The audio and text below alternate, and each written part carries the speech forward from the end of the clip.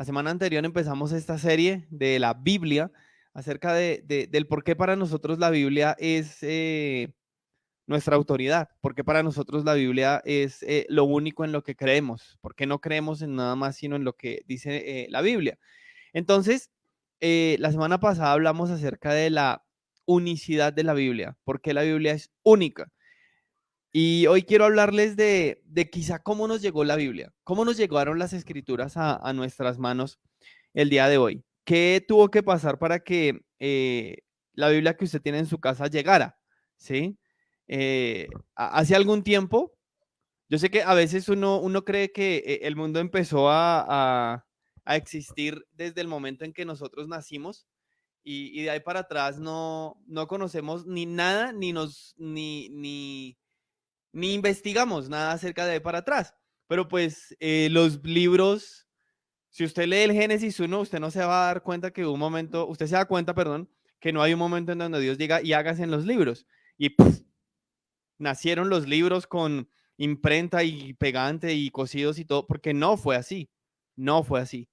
Entonces, ¿en qué momento nacieron y cómo llegaron? ¿Cómo llegó usted a tener esa Biblia? ¿Cómo llegué yo a tener mi Biblia digital como la tengo hoy en día? ¿O cómo llegó usted a tener esa Biblia impresa? Y quiero hablarles acerca de cómo empezaron los materiales, en qué materiales se escribía la Biblia en la antigüedad. Entonces, tenemos que, lo primero que nos vamos a dar cuenta es que la Biblia fue escrita en materiales perecederos. ¿Qué quiere decir que la Biblia fue escrita en materiales perecederos? Que ese material en el que estaba escrita la Biblia, aunque usted lo dejara quietico, aunque usted lo dejara sin que nadie lo tocara, sin que nadie lo mirara, iba a pasar un tiempo en donde él solito se iba a, voy a decirlo así, se iba a dañar. Es como lo que nosotros decimos hoy como un material biodegradable. Si usted deja una cáscara de banano encima de una mesa y a la semana viene y la mira, pues ya la cáscara de banano no va a estar igual. La cáscara de banano ya va a estar podrida, va a estar negra. Y si usted viene y la mira al mes, ya no va a estar igual. Y si usted viene y la mira al año, quizá ni ya va a estar. ¿Sí? Pero eso quiere decir que eran materiales perecederos, no eran materiales duraderos. Entonces quiero hablarle de cuáles eran esos materiales en los que la Biblia fue escrita. El primero del que vamos a hablar es quizá el que más hemos conocido y es el papiro. Cuando a nosotros nos hablan de los papiros, nosotros nos imaginamos como para nosotros papiro y pergamino es lo mismo, pero resulta que no. Los papiros son sacados de una planta, de esa planta que ustedes están viendo ahí en la imagen. De hecho, esa planta crecía en unos lagos específicos de Egipto y de Siria.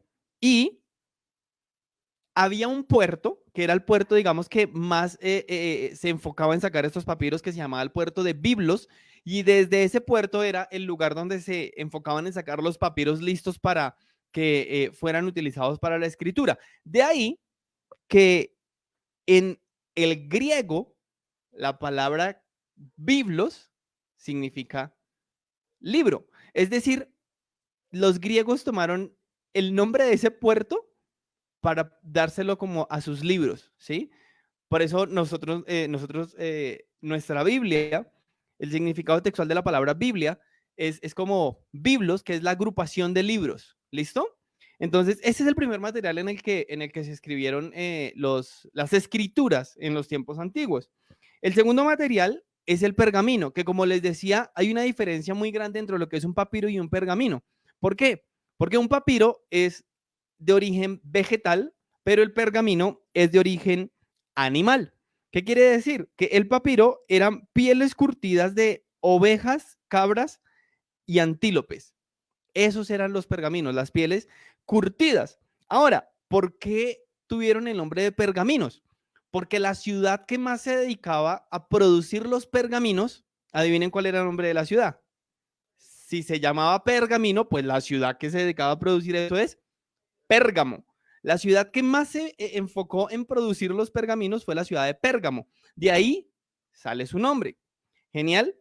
Ahora, el tercer material en el que se escribían los manuscritos era algo que se llama la vitela. ¿Sí? ¿Qué es la vitela? La vitela es algo que era muy parecido a los pergaminos, pero la vitela era sacado específicamente de un animal que era la ternera. ¿sí? Y en ocasiones se han encontrado algunos pergaminos, algunas vitelas, que son de color púrpura, porque tendían a teñirlos de color púrpura y a escribir en ellos con tintas de color dorado o plateado, ¿sí? Esos eran los tres materiales más usados, aunque habían otros materiales que eran menos usados, que eran la ostraca, que la ostraca es, digámoslo como en nuestro tiempo, es como si escribiéramos en ollas de barro, en barro que posteriormente va a cocerse, pero que no se cuece hasta el punto de que quede como cristalizado, sino que se endurezca. Ese es otro material en el que estaban escritos los manuscritos, perdón. El otro era la piedra, el otro era algunas tablillas que hacían con arcilla, arcilla fresca, y escribían y luego dejaban que se secara. Y otro material en el que se escribía eran las tablillas de cera, es decir, unas tablas como de madera que estaban recubiertas con cera y utilizaban como un cincel para escribir. ¿Listo? Entonces, estos son los materiales en los que se escribieron, en los que estaban escritos los manuscritos en la antigüedad. Recordemos entonces que los manuscritos, ok, varias personas o varios autores, varios escritores escribían y los colocaban, escribían y los colocaban, escribían y los colocaban, los llevaban a la sinagoga, ¿sí? Pero entonces después tuvo que surgir algo que nosotros, creo que nosotros como cristianos hemos escuchado muchísimo, que es la palabra canon, el canon de las escrituras. ¿De dónde viene la palabra canon? La palabra canon viene del griego, que significa caña. ¿Y por qué fue utilizada la palabra canon o la palabra caña para determinar qué escrituras sí eran válidas y cuáles no? Porque la caña era un instrumento que se utilizaba para medir, ¿sí?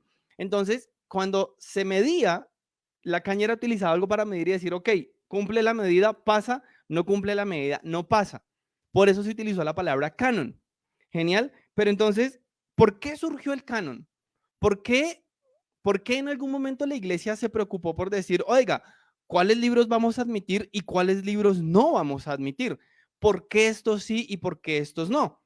Resulta que en el año 70 después de Cristo, ¿qué pasó en el año 70 después de Cristo? Hay un acontecimiento muy fuerte para el judaísmo que pasó en el 70 después de Cristo. ¿Sí?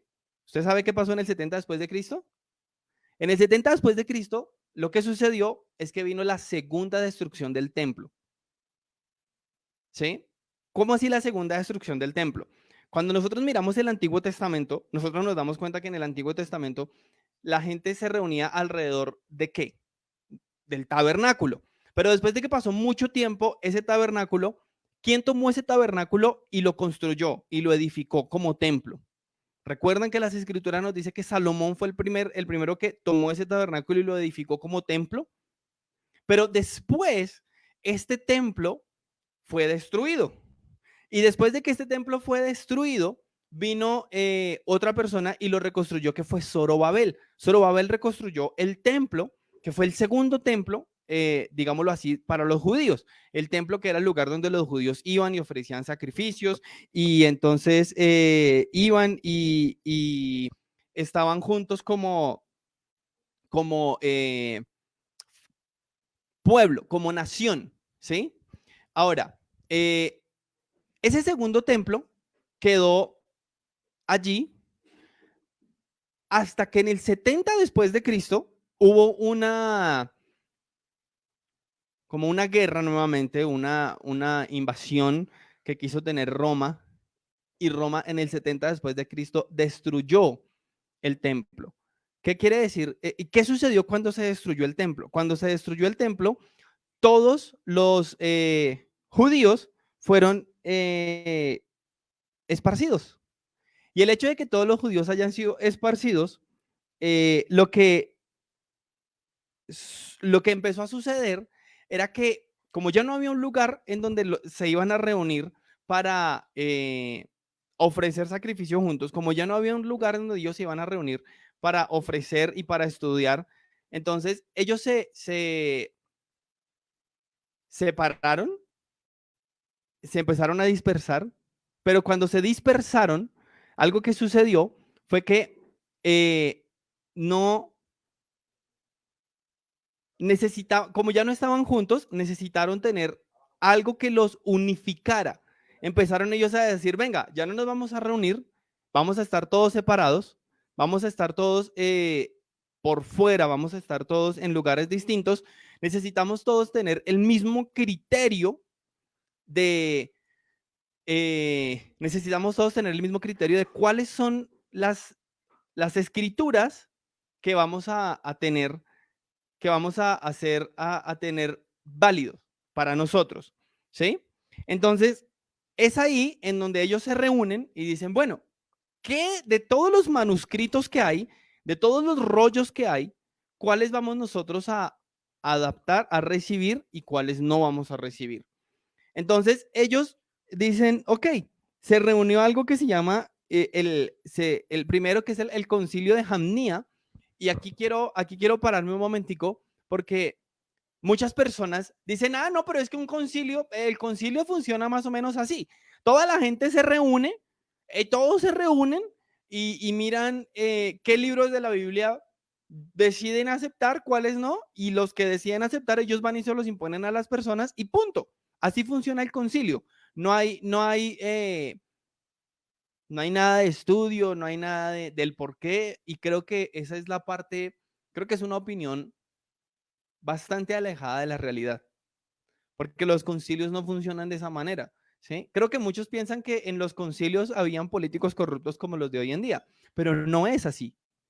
O sea, los que estaban dentro de los concilios realmente eran personas, perdón, muy diferentes y se manejaban asuntos de una manera muy distinta.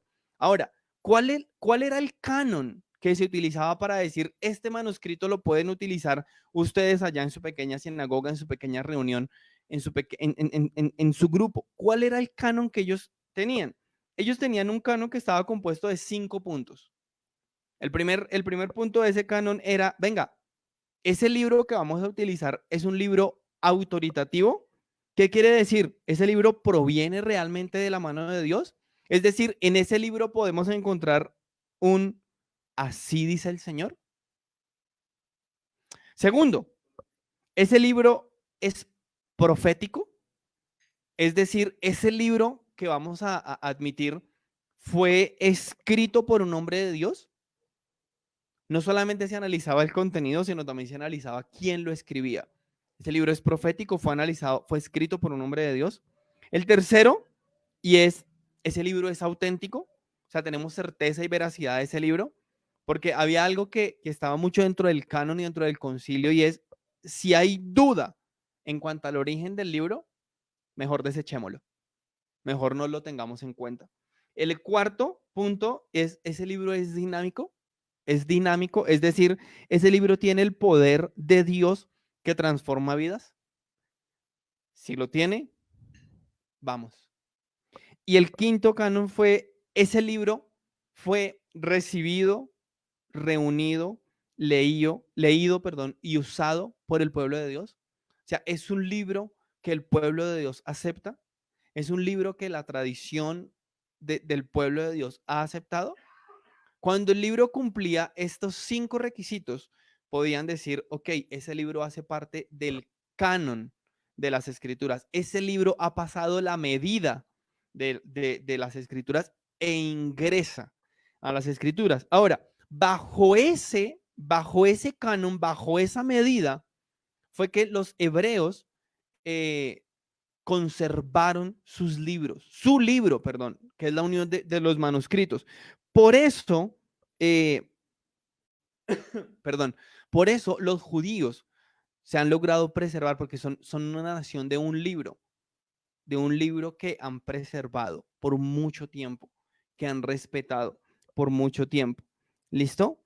Entonces, como les decía, el canon empezó a surgir y los judíos sacaron este canon porque después del 70, el 70 después de Cristo, el templo fue destruido y los cristianos estaban tomando muchísima fuerza y entonces estaban incluyéndose muchos manuscritos dentro del pueblo cristiano después de todo lo que había pasado con Jesús. Entonces, por eso los judíos sacan este canon para decir, hey, ¿qué nos diferencia? Vamos a tenerlo muy en claro. Entonces, la división hebrea, la división que tienen las escrituras hebreas, ellos dividen sus escrituras en tres partes, que es la ley, los profetas y las escrituras. Esa es la división hebrea de las escrituras. La ley, los profetas y las escrituras. Esa división del Antiguo Testamento es la misma división que nosotros como protestantes tenemos, solamente que nosotros llamamos a la ley pues como el Pentateuco, los 5 primeros libros, los profetas, para nosotros los profetas los dividimos en los profetas mayores y los profetas menores, y en las escrituras nosotros tenemos los libros poéticos y los libros históricos, pero básicamente el contenido de, de la división hebrea es el mismo contenido de nuestro Antiguo Testamento como protestantes. A diferencia que nosotros quizá tenemos más libros porque dividimos primera y segunda de Crónicas, primera y segunda de Reyes, en fin. Y, ¿ok? Entonces, pero, entonces, la diferencia que hay entre el canon hebreo y el nuestro es que nosotros tenemos más libros, ¿sí? Y la segunda diferencia que tenemos nosotros frente a las escrituras hebreas es que nosotros como protestantes agrupamos los libros de la Biblia temáticamente hablando, ¿sí? No cronológicamente hablando. Son temáticos. ¿Listo? Ahora, hay algo que yo sé que usted ha escuchado bastante y es ¿qué son los libros apócrifos? ¿En qué consiste un libro apócrifo? Miren, un libro apócrifo son aquellos libros que sencillamente no cumplían el canon, no cumplían eh, esos cinco requisitos del canon que nosotros acabamos de tener, acabamos de hablar. Además de esto, son libros que abundan en inexactitudes y anacronismos históricos y geográficos. Son libros que enseñan doctrinas falsas y fomentan prácticas que van en contra de otros escritos. Son libros que recurren a tipos literarios que van en desacuerdo con otros libros y son libros que carecen de carácter divino y poder profético, poético y sentido religioso. ¿Sí? Entonces, nuestro Antiguo Testamento, ojo que estoy hablando nada más del Antiguo Testamento, no he hablado nada del Nuevo Testamento, pero nuestro Antiguo Testamento nos llegó a nosotros porque muchas personas, gracias al trabajo de muchas personas que se tomaron la tarea de estudiar, de hablar, de decidir qué iba adentro, qué no iba adentro, libros que no estuvieran en contra de otros libros, libros que no estuvieran en contra de otros escritos, ¿sí? Eso no fue tan fácil y tan sencillo como que un grupo de personas se reunió, hizo un concilio y dijeron, bueno, echemos caricellazo y a cuál ponemos, bebé, ¿cuánto dio Abraham para que lo incluyamos aquí en el? No, Abraham no dio nada, entonces no se pone. Venga, Job, ¿qué dijo? Que iba a mandar cuántas ovejitas y cuántos trabajadores para que lo incluyamos. No, no mandó nada. Ah, entonces, no, que sí mandó, entonces metámoslo, sí, pongámoslo. No, Macabeos, no, ese Macabeos, ese no me cae bien, ese no lo pongamos, que ese no mandó platica. El concilio no funcionó de esa manera. El concilio no funcionó así. Pero cuando no conocemos cómo funciona un concilio, fácilmente vamos a desmeritar y a dañar el trabajo que ellos han hecho. Ahora, quiero hablar para terminar acerca de por qué estamos estudiando nosotros cosas de las escrituras, por qué estamos estudiando nosotros cosas de la Biblia, por qué nosotros tenemos que estudiar la Biblia. Miremos lo que dice Primera de Pedro 2.2. ¿Qué dice Primera de Pedro 2.2? Dicen, por lo tanto, abandonando toda maldad y todo engaño, hipocresía, envidias y toda calumnia, deseen con ansias la leche pura de la palabra, como niños recién nacidos. Así, por medio de ella crecerán en su salvación. ¿Saben? Estamos estudiando todo esto acerca de la Biblia por tres razones, que nos lo dice Primera de Pedro 2.2, o que podemos ver en Primera de Pedro 2.2. Tres razones muy sencillas. La primera, nosotros tenemos que tener una actitud para estudiar las escrituras. Así como, así como la leche sostiene físicamente al bebé, la palabra espiritualmente nos sostiene a nosotros. Eso es lo primero que nos muestra ese pasaje. ¿Por qué estudiamos la palabra? Porque nos sostiene, porque nos sostiene, porque nos mantiene en pie. La segunda razón por la cual estamos estudiando la palabra y es que es por el apetito. Mire, nuestro cuerpo pide constantemente alimento para poder funcionar. Nuestro cuerpo pide que lo alimentemos para poder hacer las cosas. Y cuando no hay alimento, nos cambia el genio hasta que nos alimentamos. Y ese genio nos cambia especialmente si somos hombres, ¿no? Cuando hay hambre y no hay alimento, nos desestabilizamos. Es lo segundo que nos enseña 2 Pedro 2:2. Estudiamos la palabra porque ella da estabilidad, da vida a nuestro cuerpo. Y lo tercero, y quizá lo más importante, es crecimiento.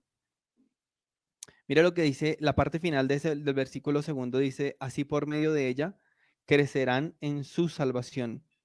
Miren, si no hay estudio de la palabra de Dios, no hay crecimiento. Y es importante que aquí no se habla de conocimiento. Escuche que el versículo no está diciendo, deseen con ansias la leche pura de la palabra para que tengan conocimiento. No, está diciendo para que ustedes crezcan, crezcan en su salvación.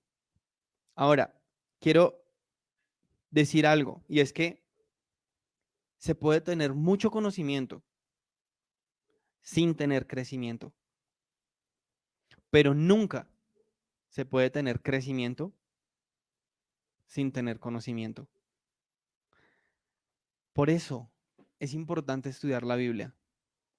Estamos en esta serie de la Biblia, en esta serie en la que queremos recordar cómo llegaron las escrituras a nuestras manos. Hubo alguien, un pastor, que dijo, mire, usted tiene algo muy valioso en sus manos, pero el hecho de que usted no haya pagado por eso, no quiere decir que no es valioso. Alguien más pagó por eso. Alguien más pagó por eso. Otros, muchos otros, pagaron persecuciones, pagaron con su propia vida el escribir, el reproducir. Muchos otros tuvieron que reproducir no sé cuántas veces los manuscritos, pagando el tiempo, teniendo en cuenta que ese manuscrito se iba a dañar con el paso del tiempo. Muchos lo hicieron para que usted y yo podamos tener ese libro allí en nuestras manos. Pero ese libro tiene mucho más valor que cualquier otro libro que usted haya podido tener en sus manos. Porque este libro, como lo dice el apóstol Pedro, es el libro que nos sostiene, es el libro que sacia nuestro apetito y también es el libro que nos ayuda a crecer en salvación. Dicen otras versiones, es el libro que nos guía a la salvación. Este es el libro que nos guía a la salvación. La semana pasada hablamos, podemos tener la certeza de que todo lo que leemos en nuestras Biblias es cierto. Y hoy les digo, podemos tener la certeza que el propósito de nuestra Biblia no es entretenernos como como otros libros, no es brindarnos un momento de esparcimiento como otros libros. El propósito de las Escrituras es darnos salvación mediante Jesús. Y estoy seguro, seguro que si nosotros leemos nuestras Biblias y nos esforzamos por aplicar lo que allí dice, como lo dice Pedro, como lo dice el apóstol Pedro, vamos a crecer para salvación. Así que yo hoy lo invito, le lo llamo a que usted comparta más tiempo leyendo ese libro,